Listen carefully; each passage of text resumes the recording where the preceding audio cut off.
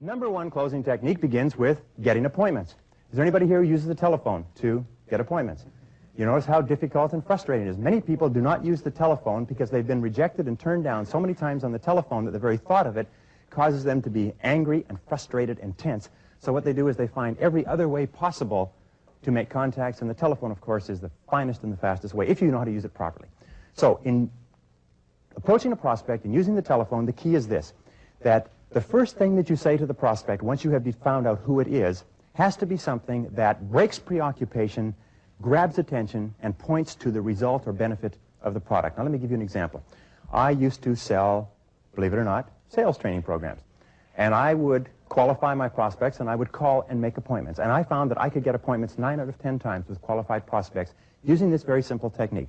What I'd do is I'd call up and I'd ask the secretary, I'd say, who is the person who makes the decisions in this area? Who's the person who makes the decisions about sales training for your sales force? They would say, well, that would be Mr. Jones. I'd say, fine. What is his first name, please? Bill Jones. I'd say, could I speak to Mr. Jones? I said, hello, Mr. Jones. This is Brian Tracy. How would you like to see a method that would enable you to increase your sales by 20 to 30% over the next 12 months? Now, if you're speaking to the right person, the question will be aimed at something that is of relevance and something that the other person needs. Now, what do sales managers sit around and think about all day long?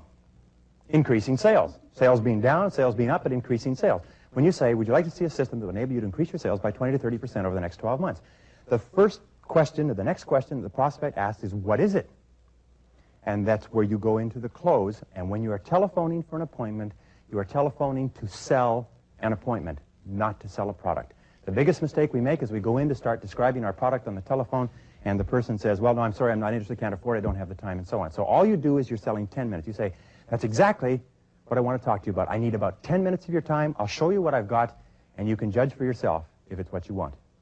If the person says something like, and I used to hear this, they say, well, how much is it? They don't even know what it is. Have you ever heard that? How much is it? And this is the way you handle that. You say, Mr. Prospect, if it's not exactly what you're looking for, there's no charge at all. Very good response. Get the price thing out of the way. If it's not exactly what you're looking for, it doesn't cost you anything. Then the person says, well, could you tell me a little bit about it? I say, well, that's why I need just 10 minutes of your time. Just 10 minutes, I'll be able to show you what I've got, and you can judge for yourself if it's what you're looking for. Now, the person will often, now remember this, is that good prospects are always busy and hard to get to. Poor prospects are not busy, and they're easy to get to. If you call up somebody and you ask for an appointment, they say, sure, come on over anytime. You can be sure the person isn't going to buy anything from you. So you have to be very sharp in using the telephone. Now, the person's going to say this. The prospect is going to say this. Well, could you tell me a little bit about it? You say, yes, I would like to, but there's something I have to show you. Now, as soon as you say the word show, you've eliminated the necessity to describe it on the telephone. The person says, well, could you send me something in the mail? I say, I would like to send it to you in the mail, but you know how bad the mails are. Why don't I drop it off personally sometime this afternoon? Now, if the person is at all serious, they'll say, okay, drop it off personally sometime this afternoon. I'll say, will you be there? Yes, I'll be there. Okay, about 3 o'clock, I'll be in your neighborhood. I'll drop it off personally. Don't mail information. When people say, send me some information in the mail, what they're saying is, go away. I'm not interested. And when you send it to them in the mail, it goes right across the desk and into the wastebasket. If you're going to send things in the mail, what you do is you put it in the envelope, throw it in your own wastebasket, save yourself a stamp. We make the mistake of thinking we can throw it in the mail and we're actually making sales. No, we're not making sales. So what you ask for is 10 minutes, and this is the key expression. You be the judge. You decide for yourself if this is what you're looking for. And if you say it in that way, the person will say, well, I don't know. All I need is 10 minutes of your time, and you can judge for yourself. Because what this does is this says that you'll only be there for a short period of time. You will put no pressure on the person. You'll just show them what you've got, like an Arab trader in the bazaar lays out their wares. If the person doesn't want to select one in 10 minutes, you'll be gone. Now, I have found that if you ask for 30 minutes, you will have to wait for weeks, maybe forever. If you ask for 10 minutes, you can always be slipped in. Don't make the mistake of doing the old insurance salesman's trick. God bless the insurance industry.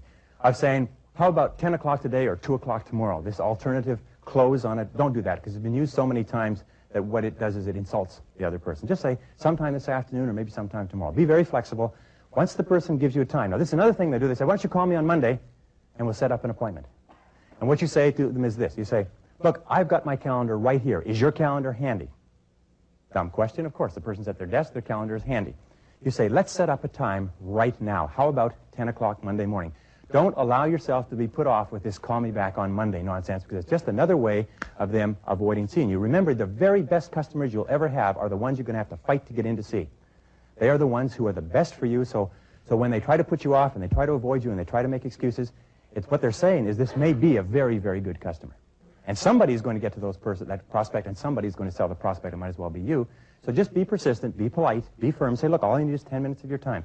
Just 10 minutes will do it. 10 minutes you'll be able to decide for yourself. And just sell 10 minutes.